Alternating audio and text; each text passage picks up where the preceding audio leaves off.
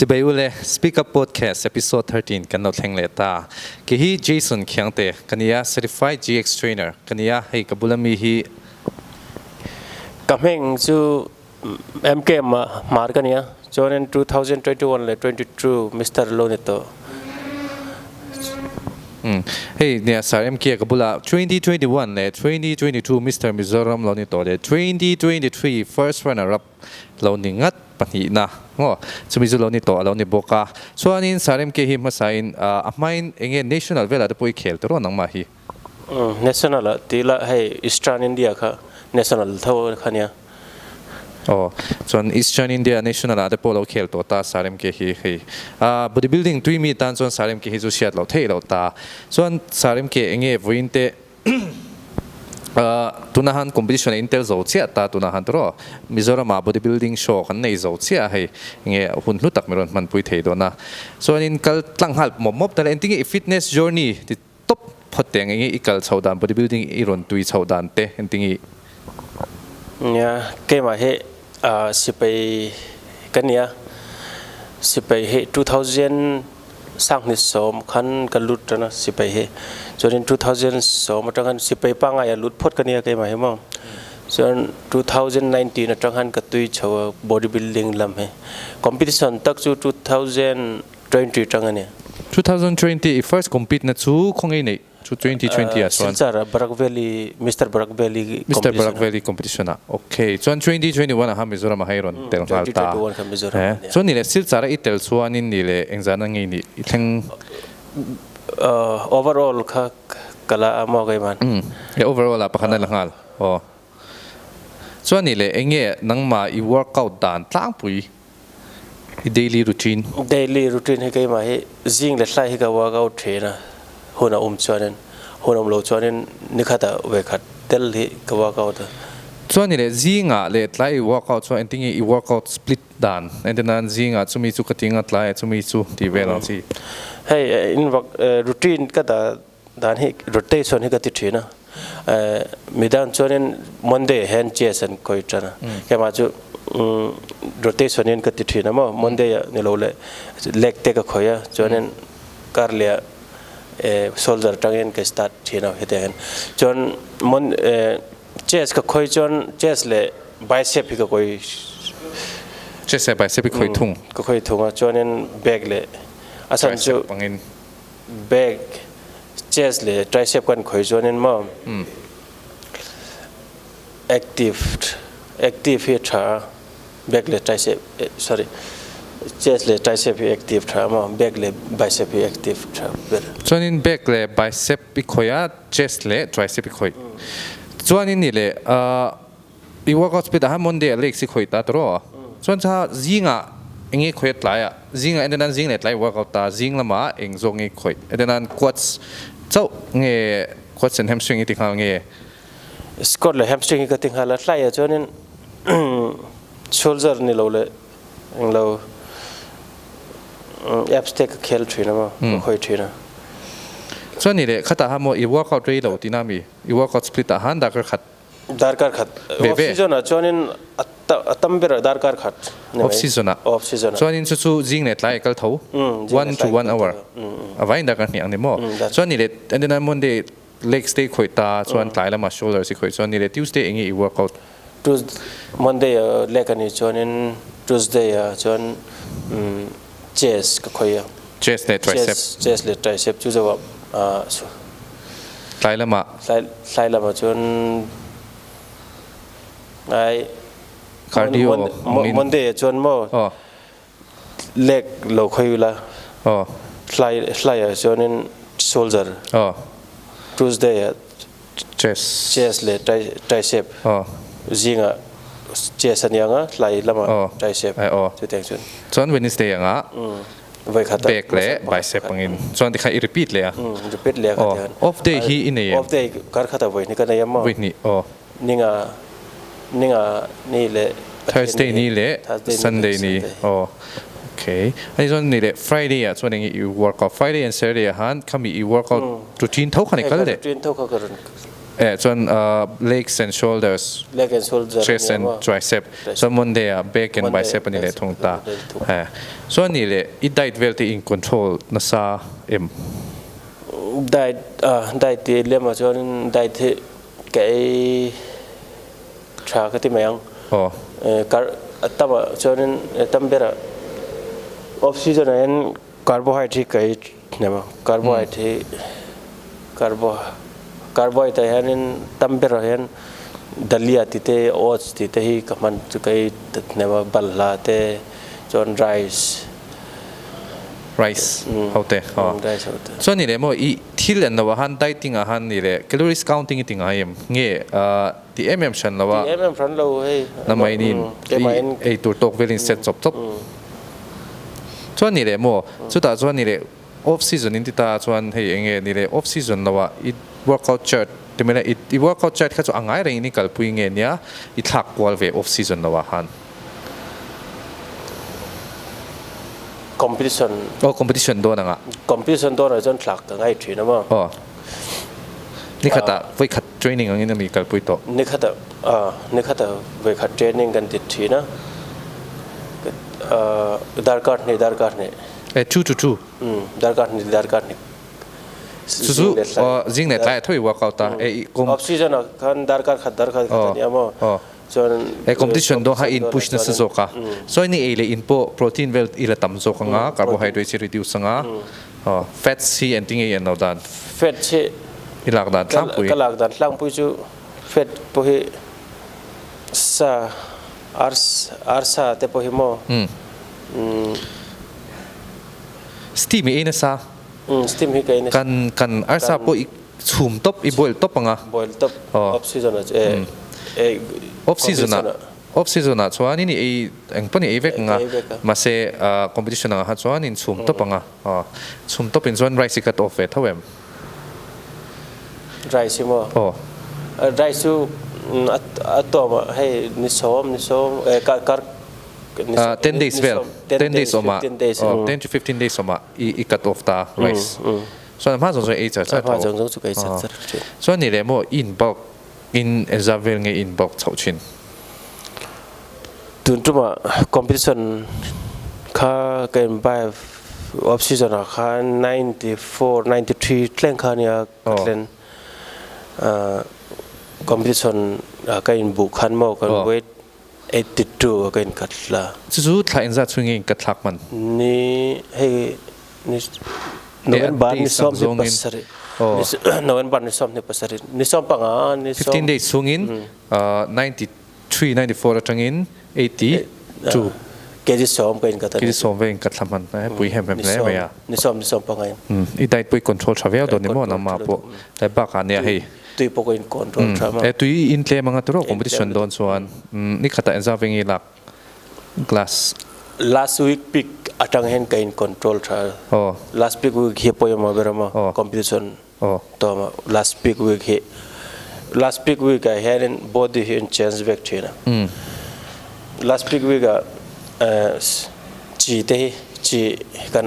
kata competition don naya ninga anga kan kat jon carbohydrate carbs po himo ninga nili tangin lem kan down na ni thum ni lia 3 to 4 days ka in and low as well kan zero top ma ilalo and no top kan in maintain chau cha so ni le nia competition tom ni khat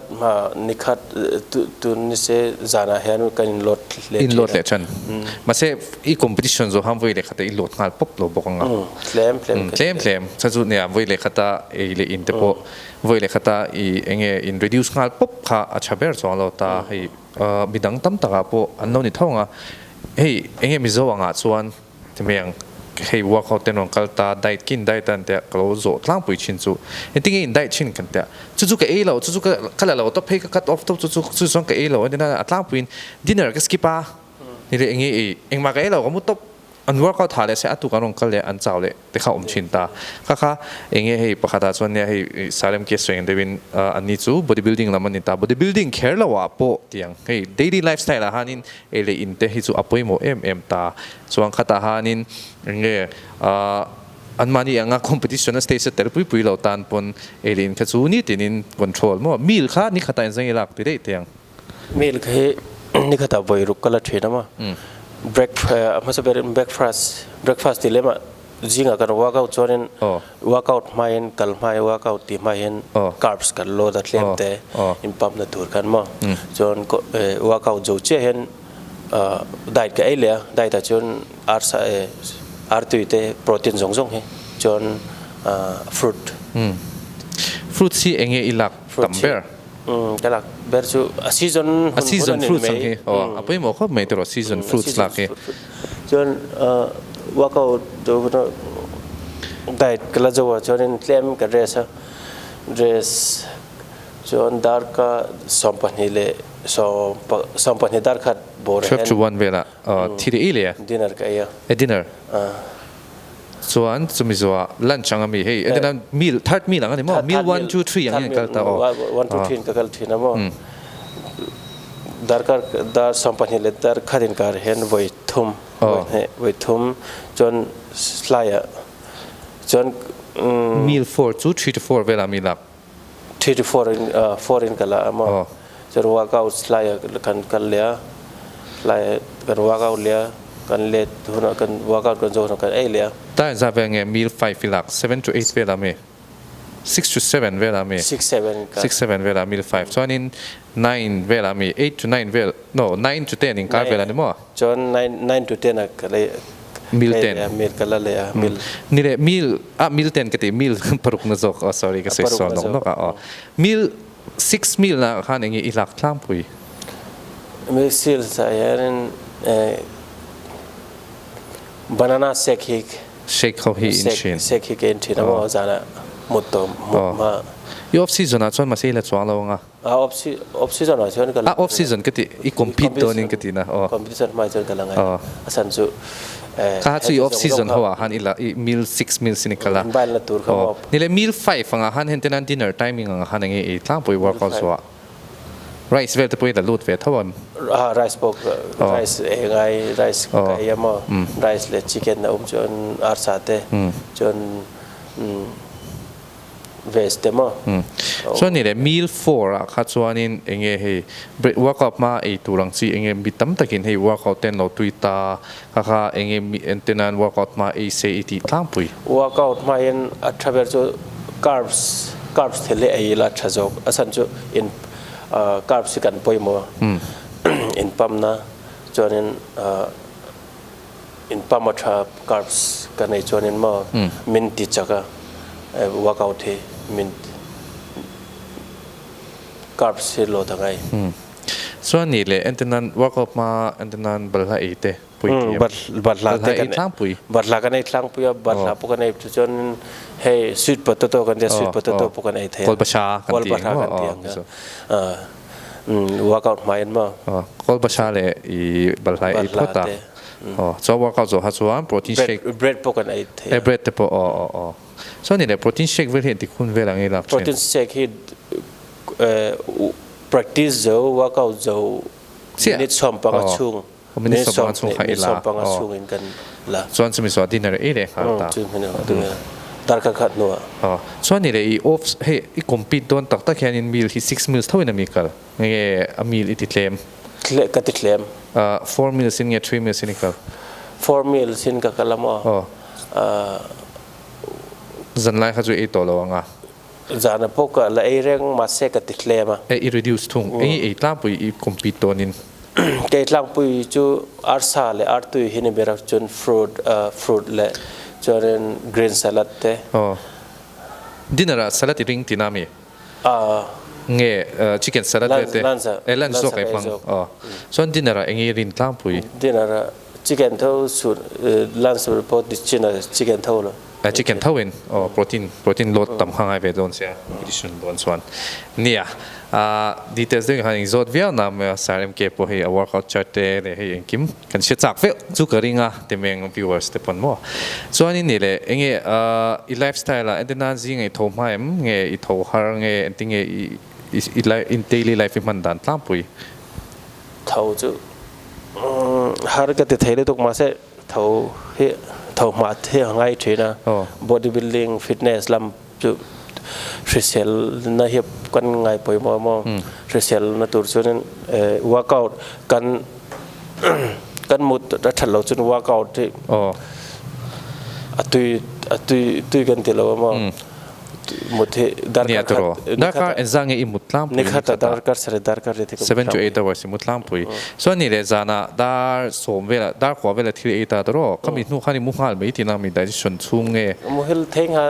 ka mu hil ngal lo mu digest te photem kami thil e ho kha dar som pe nu vela dar som pe nu so zinga zon 6 vela mi daruk vela mi zing vela workout chan nge jing dar ngal le daru ka hen ka thawa mo daruk pin workout gym chan so ni le mo bodybuilder ta hian ti bik teng treadmill tlan vel te hi atuli tm hei endenan enge tlam pui kan no tlem in work he poi mo bodybuilding asan chu tlan pui ni chuan wa tlan pui ni chong lo in mo tlema cardio ti reng ha atra bodybuilding he chu dakar chan vevel te walk top tlan lawin darkar walk jo mo heavy weight train no darkar khat pon lo da minute som panga som ni poto 15 to 20 minutes fail walk so warm up nan walk tho so off cool down nan walk tho inเนี่ยส่วนนี้เลยนังมาarmy ลุดชาวตา2019เนี่ยจังนี้อันเราชาวตา army สวยตากับส่วนนี้ก็เสียชัวชูมันเนี่ยมันนี่ที่ไม่ได้มณิปูร์ฮันนิงก็เสียนำปนเสียไม่เทียมมอริงต้นโรบีที่มีค่ะมอริงทังโรบีโอ้เขามีค่ะก็เราอันนี้พอฮัตัวน่ะฮันนินสิบยาลุดทิ้งก็เสียตัวอามาฮันนี่เสียดีเตสโตกริงอ่ะเนวิอาลุดมาเนวิอาbodybuilding atanga luta ni man ni bodybuilding atanga lut an mane jo fitness lampang he an tuyamo manipur ho chu an hlok lo Mizoram han hlok lo lutuk I katina chan chu kha khani le mizo tan hian in enge opportunity omve thengem khatyanga hei enge I navy or army te hatia hei enge bodybuilding atang han lu chho dan vel entin nge mipui enge mizo ina han lu chho thei dan amangem lu chho thei ke mani po certificate kan nei tra state certificate le mo national certificate le ni lo le state po kan nei chuan kan lu thei renga tuna navy air railway po vacancy tamamo engamo air railway chu railway chuan in lu tu chom bodybuilding atang ha alu thei tho certificate kan nei tra certificate angai ve thung kha kha inei chat angai chu national level ate le hei international state pon state a han tel tam se khami a hanin state certificate po thei tho state certificate Mizoram state certificate ang si ano antel na sim kha ma se hey certificate hi IBBF India organize ya po mo IBBF hey tu na Mizoram government job si government job tu chuan okay so ani le chu ani ta ne kan sia tengin khan ya mi tam tak hei bodybuilding te kan tui chhota khata de po han hei bodybuilding atang de pon sipai lama te army te le navy te certificate nei na lu chho thei ti kan se ta so ani ni le enge Mizoram a hian ti meyang I steroid si kan luar ta te top meyang frank devin han sei lo te la competition an nai hei enge gym culture ho han na anu na no ta mania po pakhat tin ka me shat pakhat hian mi hin sector tu ka hei gym chu kal rei ve to thotina rei kumeze kal chu ka chiang lawa kum khat nge kum ni ve chu kal ve tok mai thei ta chuan an lano pangsia ama han competition na compete tur pon ni swalo ta ni steroid si lak ka du เดี๋ยวเวอารมณ์ตรงว่าตางติงก็แต่เองอิมาโมนะปฏิตาข้าเองนังมา advice อีเป็กดันกังไอ้ดานะจนแกมาจุฟิตเนสลำcompetition กัลดูตานinternational national level เล่งอีดูตักจนเชื่อมาละยังไงอ่ะอาศัยจุด natural ตบจนฮาร์ลุตุกะจนcompete ดูเราจน natural ตบะ fitness ตัวระมันนี่ fitness ตัวระติเปลี่ยนนั่นไปปังไงจนเราตบะท่าเนี่ยตัวสุดเนี่ยเคปงกับเราสวยชินส่วนนี้มาเซเนี่ยตัวน่าพหันกันหลักพอยcoach nature ตั้งไงมั่ว experience เหตุเตียงล้ำ experience nature เนี่ยให้ตัวนักโค้ชสวยตาก็ส่วนเนี่ยตัวน่ามิโซรามาฮานินประคัดกันในทาระก็เชื่อส่วนเราส่วนอาร์เอฟฮีนิตามาพหันเราโพสแคสต์ปุยตัวตานี่ฮีตัวน่าจะสวกโซอันนี้ตาขัดยังสเตียรอยด์ลำปังเชื่อจูอินรอนดูส่วนอาร์เอฟเราว่าเบียกโปเร่งเทตาส่วนเนี่ยอิสราเอลเดวินเนี่ยให้competition เตลที่พหันเนี่ยตาพหันอีสวยจักตั้มตะกี้แล้วเนี่ยก็เรื่องอะไรนั่นให้เองสเตียรอยด์ลักโดนปนเองให้อามาอันโลตีปัลลังไงตัวรังสีที่ไม่มั่วเนี่ย competition state แต่พวกแกมันนี่ state ตัวน่ะ competition Mr. Mizoram พวกเองสเลมินกันตุยโลมาตีละplayer ที่กันสเลมที่ไหนไหมstate ดังอ่ะจนนั้น player เห็นตำเอาassam state แต่ category ประคัตพอซ้อมนี่ซ้อมทุ่มบอลนุ่มที่เราล้อมันมานี่จูแค่มันนี่Mizoramแค่มันนี่ Mr. Mizoram จนนั้น category ปะนี่ปฐมเล็กเจนเดลทีนะฟูรุมนี่เลยมั่วขัดหันนี่ตอนนั้นสเตียรอยด์สหันนั่นเละแต่ละเฮ้ยก็แล้วมูดานส่วนเกมมาพวกเช่นเองcompetition นั่นเตลชินนำดังกันในตาอันนี้จูเอง national จูทุกชนิด international level ตาแต่พวกอันเคลจะเจอตาอามาอินามิน advice อีปุ่มปุยซงอันนี้เงี้ยในเราจูก็เชื่อแล้วว่าอันนี้จูกระดิ่งเดียวเท่ากี่ปนฉากเดียมิชิวชินะจูสเตียรอยด์หลักมาหันกัตักษาฮี natural อินกับบิลวักพอตาเกลี่ยอินก็ control จะเจอระจูมินัวอัตโตปาเองให้กัดตีเทเราหนูเขามี body กันในเทเราหนูหังกัดเจ้าอัตยาจู่เองนังมาอีหมู่ดานขัดยังตัวขาอันนี้เร่งเฮ้ยเองอันนั้นน่ะทำโซ่สุจิมังกัลตารอยสเตียรอยด์กันหลังงานที่งานตบตาอันนี้เลย intent control เราเตะอันนมชินตาเนี่ยเทียนภาษาอย่างจุดเด็กเจ้าจุดเตียงจุดนี่แต่ว่าnatural ละคัน in stamina power ค่ะกันเชียมพอดnatural เองจนพี่น้อง competition โดนเคลมินละคัดยังไงมาเช่นเนี่ยขัดตาพวกนี้ genetics role ที่ที่ไม่ยัง genetic bodybuilding จู genetic ที่ปอยหมดเบอร์ genetic ที่เราอันนี้ละMr. Olympia เตChris Bum เต genetic กันในชั้นมานี่จูตรงนี้นังมาที่ยัง bodybuilding influencer เดียวนังมาบิกะตรงนี้ influence ตัวเดียวเช่โอลิมปิกจนนั้นคริสบัมเฮซีบัมเฮนั่นก็ติเบอร์ส่วนนี้เลยมั่วอ่ะไม่จิมเวริคอลนั่นสักชิ้นจิมใช่ไหมที่ได้ที่ยังจิมเฮเชฟพวกเชียงไงเราเชียงไงเราท็อปส่วน2019เนี่ยจังส่วนอีรอนตุยเฉาจันส่วนอีรอนคอมพิวต์เฉาจันตาสเตชันเตส่วนนี้เลยมั่วข้าตาฮันนี่กัลติรินนี่เลยโคชตุยในชาเอ็มนังมา guidance ตัวเตอัติราชนกันในโลตุมาให้แกมานี่เห็นกันติดนะปุ๊บสับเตดิวตี้มุนาแต่เห็นดัมเบลเฮซีเมนินกัดซีเมนินเสียมจับปะเสียมจับปะข้าเตะหันกัดอับบุลข้ากัดนั่นเนี่ยจนนั้นสุดที่การันกัลพอเห็นคลักขัดนั่นนี่การันโชว์ก็สุดที่เห็นสุดที่จงเห็นสุดที่ก็สุดที่ช่วงเห็นก็ว่าก็เอาแต่จนใครก็ improve ชาวมาฮะcompetition เด็กกับ participate ทีนะตุนะฮะมิสเตอร์มิโซรัมฮีวุยทุมิรุนเตลนัดเชียนี่ตาตรอส่วนนี่เลยมิโซรัมอาหารที่ได้แต่ให้ตุนะกันโจเชียตามิสเตอร์มิโซรัมเดปอเองอิมูดานมิโซฮีกัน improve โซดิทีเอ็ม improvement มุนเนมให้อิรุนเตลติร์ comparing กันชัดโซดโซอีทีเอ็มก็รอนกันพูดนะครับลุงเลยคันเนี้ยลุงเลยอ่ะ2021นะครับ2021แต่แต่ละเดียวคือล็อกดาวน์โจเชียโควิดโจเชียคันเนี้ยน้องก็ติดคบไม่คันนี้ทุ่มคันก็ลาเขาแต่แต่ละก็ลาพวกเขาก็ยินเร่งเราตับอาจารย์จะบ่อยขัดหน้าคันเนี้ยซาร์ครอสแต่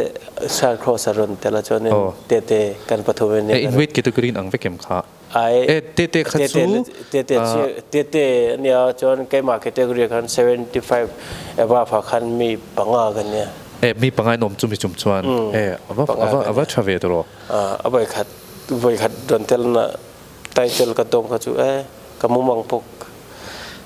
หอยฮิละส่วนนี้นับวันนี้นะฮะสู้ไอโซลาฮันนิตาตรอส่วนนับวันทุ่มน้ำมันนี่ลูกอาหาร LPS รีนาฮันนิตาวันนี้นะคันไบเบิลโกนฮอลคันเนี่ย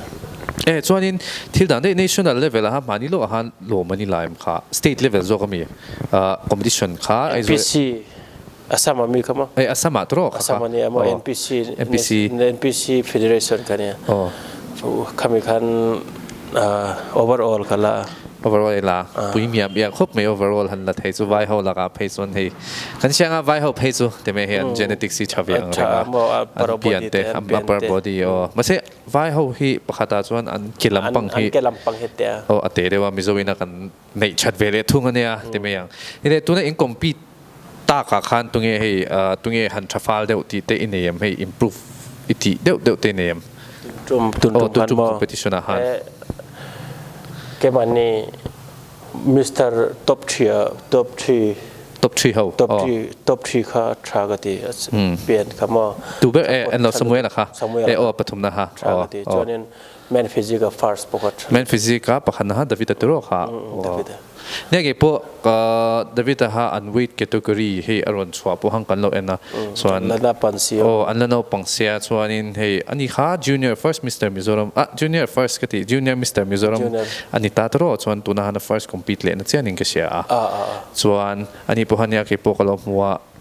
ฟิสิกส์อังเกตชากันเราที่ครบไม่ให้เองอารมณ์นี้เองก็ที่นั่นสนุกมันนี่เราก็พอเคลินันจินโจเจงก็เสียส่วน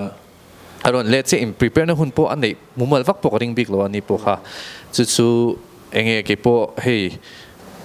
อันนี้อันนั้นช่างยังที่เรื่องรู้เดี๋ยวหังก็เรามาเสียอารมณ์ post เวลเจ้าหันเต็มยังฟิสิกส์กี่พวกมินรัน surprise ตัวพี่มัสล์ข้างเห็ดชาเต็มยังมั้ง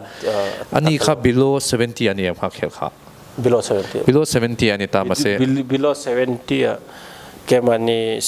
75เล็กเขียนก็เป็นbelow 70เขียนละอันนี้ค่ะมาเสีย75เนี่ย overall เขียนตาอันนี้ค่ะปฐมนารอนละนี่พัตตา future bright ที่เวทเท่าไหร่มาฮะ bright ลุตัวก็ชัดลุตัวก็เปลี่ยนขนาด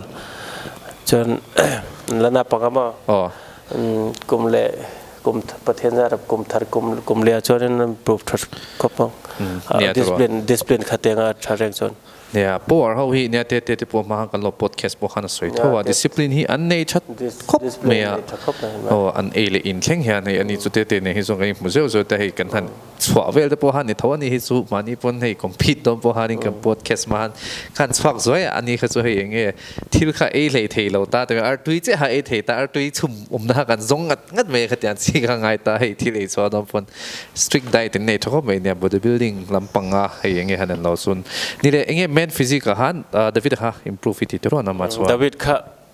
ก็หอยอามาก็มาสาอีกผู้ฮันมาสาผู้ฮันเตลิงก็เสียมาสาผู้เตลมาเสียค่ะไม่ว่าค่ะ improve เราว่าโมกูไม่น่าก็หมูค่ะ improve รู้ตัวช้าก็ดีช้ารู้ตัวไอ้พวกเนี้ยมินเรา surprise ตัวเขามีอันว่าฮันดาวิดค่ะที่ไม่ยังดิ้งจะให้แชมเปี้ยนไลน์นี่ตาส่วนนี้ improve ก็ทีเลยเดี๋ยวบอกสู่เรียนมวยที่ปฐมนะคะปฐมนะครับเรียนมวยค่ะอาชาก็ที่ต้องบอกค่ะนี่พวกส่วนนี้ยังไงเรียนมวยพวก future bright ก็ที่main physical ส่วนฮันนี่นั่นเราเดี๋ยวเซฮันนี่กัดเท ที่เองเล่มินหันบอกเดี๋ยวเล็กเซเชฟหันในเซ national level ได้ปรนสวกเซอันนี้คือสุขตีเองอภิญนะฮะเองอิมูดาน national level ละเตะอะไรแท่งสร้างไทยเรื่องมาฮะไทยโดนลุตุกละ discipline bodybuilding discipline game มาเห็น discipline ให้ไปหมดไปแล้วมั้ง discipline เราชวนdiscipline ให้เกมให้ discipline อันนี้เบก้านี่เลยเตะฮิตุนะฮะ national ละเฮลตาเซเองแท่งสร้างไทยเองเรื่องสร้างไทยเรื่องตัวนับ national level body อันนี้มาอามา national level body อามานี่ก็เบนฟิสิกอาหารตัวนั้นดับวิธีเองเบนฟิสิกอาหารเลยแต่ดับวิธีเองfuture bright team competition ให้ state level อ่ะแต่ผมมุ่งดังก็กวาดโดนตาเซ่ bright อามาพอ discipline ขัดเรียงขันดาร์เร่งเซ่จอนั้นใครขันละเลียนเดี๋ยวเซ่อีทีไซส์ขันโตกี่ทีไซส์ชูกันละไปหมดลุตุกเก็บพวกกันละไปหมดลุตุกเตะปนิเซ่เตะชูเล่เป็นอาจิตมาเสร็จ national เล่ง gold และ silver medal ละตัวจนไซส์กันไปหมดเป็กเปลี่ยนส่งไซส์จู่เชื่อมเตะค่ะอีโลเอนส่วนนี้อีไซส์ค่ะละจันเดียวไงดิส่วนmedal gold medal รอนละตัวส่วนเนี่ยไซส์กันละไปหมดเป็นจะไปส่วนนี้เลยอาดิ้งอ่ะที่เองfuture bright ที่มันนี่ไปอาดิ้งพอไซส์ละเตะตัว national tour ส่วนนี้นี่เลย state level อ่ะข้านี่เองกัลคานไว้ได้มากัลกัตEastern India กันกัลคานอามาพอเรียงอ่ะอาดิ้งพอไว้เขาจะอันไซส์เลยนะ upper body โมเมนต์ฟิสิกตัวส่วนบนเทสินอันแบกที่แต่เห็น V shape V tape ปังค่ะเดียนมวยที่อันไหนอีทีเอ็มที่ได้เตียงปฐมนปาหันแมทฟิสิกอภิญนะมาพวกอดีตที่เดียวเปรมอดีตมาเสียไซส์แค่สุดเดียววะไซส์กันไปมาเวรมาพวกไซส์เล่มนั่นแหละที่มาไซส์เล่มมาเสียอากาศส่วนนั้นดิอีทีเวทเท่าไหร่มาเชฟอ่ะอากาศขันเล่มนั่นดิมาเสียไซส์พวกที่ไปมาขันมาสกังอ่ะเดี๋ยวเสร็จเล่มนั่นแหละเราเดี๋ยวเสร็จลักเงินเสร็จมาสรุปตัวพอตัวเนี่ยเลยอันนี้พอหันแล้วปังเวตาให้ยังไงอันจันนั่นเลยมวยฮีอวัยนี่คอมพิวต์นั่นเสียนิ่งก็เสียงอวัยนี่เนี่ยอวัยทุ่มนักเสียงเราตัวละกันส่วนนี้มาอินให้กันหน่วยเฉลี่ยเรียนมวยที่เขาจะพอมอให้กันเราคัลเขาเร่งตายโอเชียนจิมาเดี๋ยวพอไอ้ดิสซิปลินที่ก็ติดให้ครบเมื่อนี่พอให้ยังไงว่าเขาปนถูกมั้ยว่าเป็นไงเราว่าเขาท็อปคอนเซนเทรตท็อปกันเละตบสินิตาให้มีหันว่าเขาว่าให้หันทีเวลข้อมูลข้าในเววักมันแล้วนี่พวกเขาว่าโฟกัสต้องกับเมนโกสหันเสียงแต่เมื่อว่าส่วนนี้เลยว่าเขาแทนนี่เลยไอ้เงี้ยพาร์ทเนอร์ที่เนี่ยนั่งมาเนี่ยนั่งไม่นี่เนี่ยอีทีเวนกตบแกมาอิงกับทีเวตบตัวว่าพาร์ทเนอร์เต้ให้จิมารอนกัลเต้อันนั้นส่วนนั้นมินติปุยดูส่วนนั้นพาร์ทเนอร์กันเสียมชอบอันนี้ไม่เห็นปัดจิมานี่แหละเนี่ยตัวเราadvice อันนั้นให้มีตั้งแต่นั่นรอนจด coaching เวลาปังเตะตีตุ้มเฉาเอ็มที่ได้เถียง coaching ให้ก็ติดดูครบไหม coaching ให้พอยมาซึ่งมิโซรามาฮัม bodybuilder coaching กันแล้วในเราวินก็เชียส่วนเราส่วน theory พอเทียมิละจนนั้นpractical พอเทียมิละจู่ๆก็ดูตัวน่ะ practical จนก็เทียมาเริ่มจนตรงหมายเราเนี่ยใช่ไหมก็ practical แล้วจนนั้นแกมาตัดตัวจนก็เทียมตัวมาเสีย theory เล่เป็นเล่นซิลเดวิดดูก็ดูมาcoaching เตะละ coaching เตะละเนี่ยอ่ะพวกหมอก็ที่เขาไม่ให้อันนั้นหนังเพย์จูให้ national เตะนกเขลตาส่วนมีตั้มตักปนรอนเจกันยังนำดังเขาเตะปนให้อันที่เงี้ย workout split เตะอีได้เตะให้เอ็งคิมที่ไม่ยัง details เตะรอนจด message ไปดงเต็มกันยัง message พวกก็ดงเต็มทีละจวนนี้ใบละมากันเนี่ยแค่มันนี่ก็แต่ศิลป์ผมว่าใบเขาเบงกอลีเขาเตะคนมินโจตะเตะกันบาซาร์ก็มินโจตะใบเขาเห็นใบเขาไปตุนไล่จนตุยทีนะว่าฟิตเนสลำพังเอง bodybuilding เองไงทีเองไงตีกันว่าเก่าเตะตีมินจดใบเขาไปมินจดเนี่ยเฮ้ยตัวน่ะพวกฮันคะแนนเราโตครบไม่ก็แต่ให้มิโซแต่พอเองไง bodybuilding เด็กการันตุยชัวมาเส้นในอิสราเอลเดี๋ยวเป็น competition ให้ส่วนเนี่ยฮันเตลสเตชันฮันดิ้งสวักให้จู่กันต่ำลุตุกแล้ววะตัวไอ้ส่วนแต่ไม่ยังให้เองมา compare จนกันเต็มเตลละมันนี่โอ้ก็ที่เดียววะจ จุดนี้ให้ in weight category อ่ะเพก็ส่วนนังมาเลยเตเจ้าใครนิ่งก็เชียส่วนทหารเนี่ยจะนั่นเตเลยนังมาฮัตเตลเพอุลส่วนนี่ที่มันเขามีปัญหาก็มีได้ยินเราหัวเราเซ่ที่มัน in weight category above 75จินนาคานติดเตียงนังมาเลยเตคานให้อินโชข้างรอนที่ปุยเลยส่วนก็ที่ให้มีดังเขาพวกอันเทียมเลยก็ที่นั่นเลยอันนั้นลุตุกโตผมเปิดจนมาได้ผมเปิดจนอันนั้นลุตุกเลยก็มีดังเขาพวกอันเช่นนังมาเลยเตรอนสวกเลยเสียเพก็สุขายคันละต่ำเซ่เราติดต่อปัญหาส่วนให้มีดังเขาว่าเขาส่วนปังอาเตอันนี้ล่างปุ่นก็เชียปลีปังอาปรุกที่เวทนิตาฟิสิกส์ส่วนต่ำนุตุกตาส่วนสุขตาหันน้ำมันอีก category 75 above พอหันให้ช่างลุยเขามีตั้มตะกันนมตาสารจีนเตเขาเตมั่วให้ครอสเตส่วนนี้มีดังตั้มตะคลิมปุยติเตเขาเตลงคัมเบกเซ่กันแล้วติดนุตุกอ่ะให้จริงๆออเดียนส์มาหันกันเราต้องปฏิเสธว่าเก็บโดนคัมแบ็กเซกติลุตุกสันจนมานี่เฮซีเนอร์อันนี้ตัวซีเนียร์เพลเยอร์จูเนียร์เตะให้รอน motivate นานรอนฟังเสียมันเซดอนคัมแบ็กเซไว้ขัดเตลซูกัดติดเทลุตุกเกจูส่วนนี้เนี่ยกลุ่มละมาหันดำเตะอมจนเตลเลติลุตุเมมประเทศจาระกันดำจนเตลเลกัดดูเกจูกัดเตลเลดอนส่วนนี้เนี่ยให้กันดูโต๊ะโดนหนายังไงเองมีปุยเตะอ่ะบ่เองหันฟุยดูหน้าหมอเองสวยดูเตะตบนานขาหน้านี่เนมเนี่ยเกี่ยมันนี่มิโซจูฟิตเนสลำปังเฮมาไหนจนกันตุยตัวมาไอ้กันตุยลุตุตัวน่ะรุยเราเฮตีเราอยู่ละมั้งรุยเราตีเราวะdisciplineเฮอัตราเทรเซียนละตานcompetition เตะแค่เราแค่ฟิตเนสยังไงไปมวยละเนี่ยฮัดดิครบไหมสารเอ็มเกสส่วนอย่างเดียวฮานินมิโซฮีฟิตเนสเตะกันตุยชัวเองให้รุยเราละมาเตะอินฟิลิมินซูเลดรักสเตะที่ลาวินฟิตเนสละมาคัลชาวเซลินเองดิสซิปลินเตะเราเวลาส่วนนี้จีนอ่ะส่วนอย่างเดียวฮันดิสซิปลินที่อภัยหมอครบไหมบอดี้บิลดิ้งอ่ะส่วนดิสซิปลินเตะฮาร์ดวอร์กเตะมั่วให้สุดท้ายเองสเตียรอยด์มันที่พวกเราสวยกายน้อยอ่ะสเตียรอยด์ที่พวกเขามีในสองตานะเราว่ามันท็อปจีอันนี้เราเจอที่พวกกันเชตาส่วนให้เองดูดานะเราว่าที่ท็อปเตะฮะอัจฉริยะตาจะสู้เทียมจอกเตะโรนัชาเลบาสารเอ็มเกสส่วนเดียววินสเตียรอยด์หลักโดนปน national level เตะให้ฮีตาสเตจสังกังเคลตักโดนนะกันตุยตักโดน international เตะอันนี้งดเราเขาส่วนฉันป้าสเตียรอยด์เราว่าว่าค่ะอัจฉริยะส่วนเราตาส่วนนี้เนี่ยให้กันเราเรียบปรับตัวตรงอ่ะให้เวลาหานินสารเอ็มเกกันบุละหาเทียกันโลเม่มาส่วนให้เราสิเซลล์นั้นให้สารเอ็มเกเนี่ยปน stay fit kitchen มีที่รู้กันเราอินะให้ stay fit kitchen นี่ตา stay fit kitchen ที่ MSR fitness center อ่ะมาเองไอตัวช่างกันเนี่ยตาให้มีส่วนสารเอ็มเกเนี่ยพวกhanกันไอขดอนตา stay fit kitchenเขาเฮียนี่ไอตัว healthy meal prep บางทีอันเสียมตาจู่ๆ calories counting ช่างกันเนี่ยตา Zomato จังเตะอาจารย์เทียส่วน MSR fitness center จังเตะปนฟงโคลินอาจารย์เทียอัน deliver เทียส่วนวินาทีส่วนกัน podcast กันเราดูตกตรงอ่ะอินสไวน์มองชาวเวกเลยบาย